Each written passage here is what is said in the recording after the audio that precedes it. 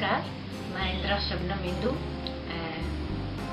Facebook ते इंदिरा पूनावाला जे नाले सां मशहूर आहियां। मां तव्हांजे साम्हूं सिंधीअ में गज़ल पेश करे रही आहियां। उनखां पहिरियां नज़म बि पेश कंदी रहंदसि पंहिंजे आवाज़ में, छाकाणि आवाज़ में ई पंहिंजाइप महसूसु थींदी आहे ऐं प्यारु। ऐं अलाए छो मूंखे ईअं लॻंदो आहे कंहिंजी आवाज़ ॿुधण सां माण्हू ॼण जे वेझो वधीक अची वेंदो आहे।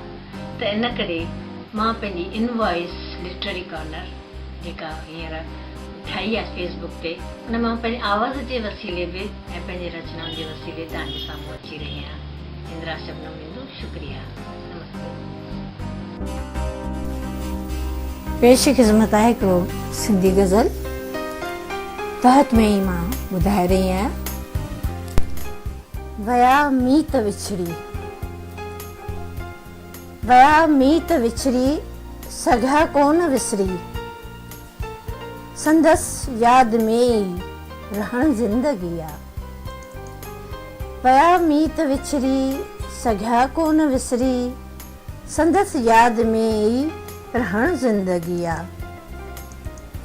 भल दर्द जो दूंहों दिल में दुखे पर, भल दर्द जो दूंहों दिल में दुखे पर, न शिकवो करण चुप रहण बंदगी आ। न शिकवो करण चुप रहण बंदगी आ।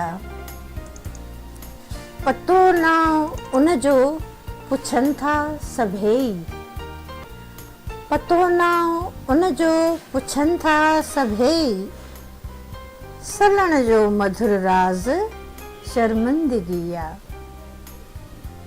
पतो ना उनजो पुछनि था सभेई, सलण जो मधुर राज़ शर्मिंदगी आ। अगम में भी हू, आत्मा में भी हुआ, अगम में भी हू, आत्मा में भी हुआ, सोचण ऐं सम्झण चवण दिल लगी आ।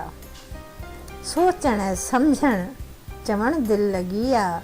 अगम में भी हू, आत्मा में भी हुआ। आखिरी वन पेश थी कयां।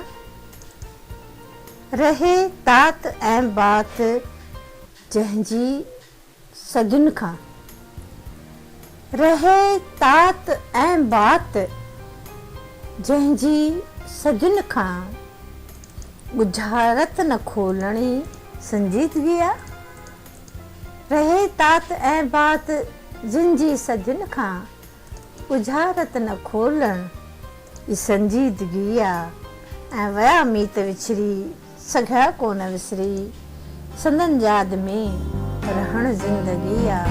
संदसि यादि में रहण ज़िंदगी आ।